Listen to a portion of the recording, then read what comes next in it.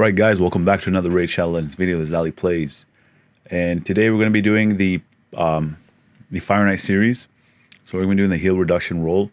So some of this information kind of does overlap because we went over some champions from the multi-hitters roll that can also cover the heal reduction roll. So what I'm going to do is I'm going to start from the bottom and go all the way to the top, seeing the best candidates for this roll. So why is this roll important? Oh, before we begin, make sure you guys check out part 1 so you guys can understand this video more. So episode 1 was the multi-hitters roll.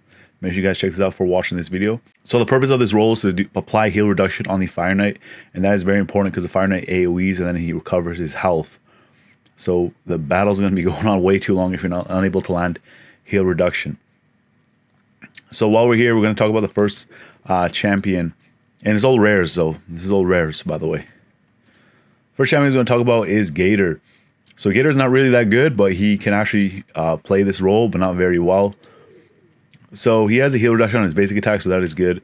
It's only a single hit, so he doesn't cover multiple rolls. That's the only role he covers. And he has a 50% chance of placing a 50% heal reduction. So ideally, we want 100% heal reduction, and he cannot provide that. So he's not a top candidate, but he is in the top 10. So he's one of the better ones compared to the other champions that have heal reduction.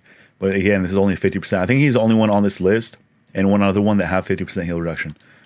What makes him actually pretty good for this fight is that he has increased attack. He can buff your allies, so he does have he kind of does provide some utility, and he can also remove all debuffs from all allies. So that's the reason why he is here. Probably I'm not going to use him. Actually, I can tell you this: I'm not going to use him for the Fire Knight showcase when I do that in the end. So the next champion is Fortress Goon. So again, he is not very good. That's why he is just one place higher than Gator. So this guy does have decreased speed. Decreased speed is actually kind of good against a Fire Knight. If you can make him go slower, then you have more chances to take down his shield.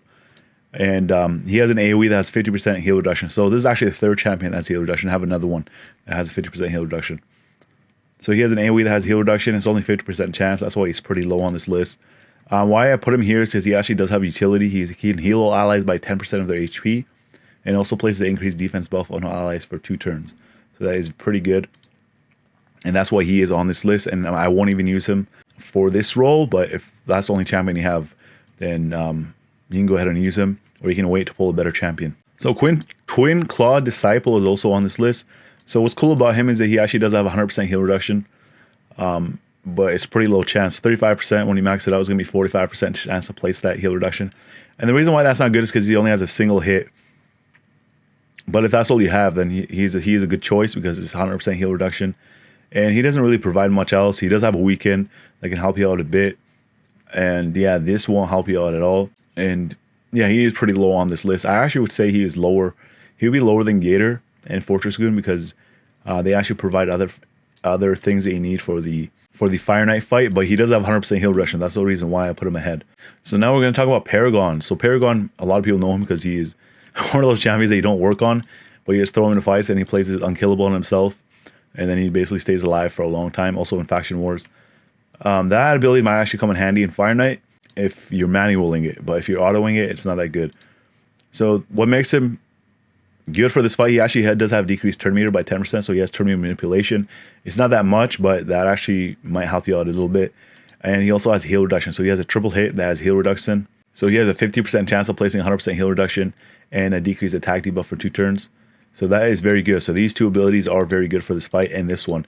So he does cover multiple roles. He has turn meter manipulation, he has heal reduction, and he also helps you out with that decreased attack. And that's a 50% one, so that's a big version. So he is pretty good, and it's a 4-turn cooldown. So he's actually a solid choice. Next champion to talk about is Renegade. So Renegade does have 100% heal reduction, and it's a 45% chance, and it's on her basic attack, so that is pretty good. If you can build her pretty fast, she actually does more damage based on her speed and her attack. And she also has a triple hit, so she does cover multiple rolls, but it's on her A2, and it's a 3-turn cooldown, so that's not too bad. And she has decreased speed, so she does cover multiple rolls, and she has utility. And this ability right here is actually pretty good as well. Decrease the cooldown of all ally skills by 2 turns. And this skill does not affect this champion or other champions with this skill. And this champion will receive damage equal to 30% of their max HP. This will happen even if it kills a champion. So you got to be careful. Make sure you guys bring a healer if you're going to use Renegade. And yeah, she's gonna drop your ally skills cooldowns by 2 turns. So that is pretty amazing. So definitely a solid choice. All right, so let's talk about Sentinel. So Sentinel is one of those champions that you guys don't hear much about. The bad thing is that he has a provoke on his A1, but that can actually help you out in the first 2 waves, even though it's a single target. The good thing is he does have an AoE decrease attack, even though it's 25%, but he also has a 70% chance of placing the 100% heal reduction. So that's going to help you out against the Fire Knight. What's weird about him is he's HP based, but his damage is based on attack and defense and attack. And another cool thing is that he is self-sustaining, so he heals himself by 10% at the start of each turn, and this heal can be critical. So if he has high crit rate, he can heal himself by a lot. So he is a pretty good choice. But there are better choices. So if you have anybody that's above him, you can use those ones. So we'll talk about those right now. So now we got Rocktooth. So Rocktooth is a free-to-play champion. You get him when you're going through the campaign. He actually can have a double hit on his A1, so that can cover multiple roles, and only if it's critical. So make sure you guys build him a high crit rate. And also his A2 is an AoE that can help you with the increased crit rate. So that's going to help himself and help his allies. And then his Rabble ability. So he has a 100% heal reduction here, and it's going to be on a 3-turn cooldown, so relatively short. So that is pretty good. So Rocktooth is a solid choice, free to play.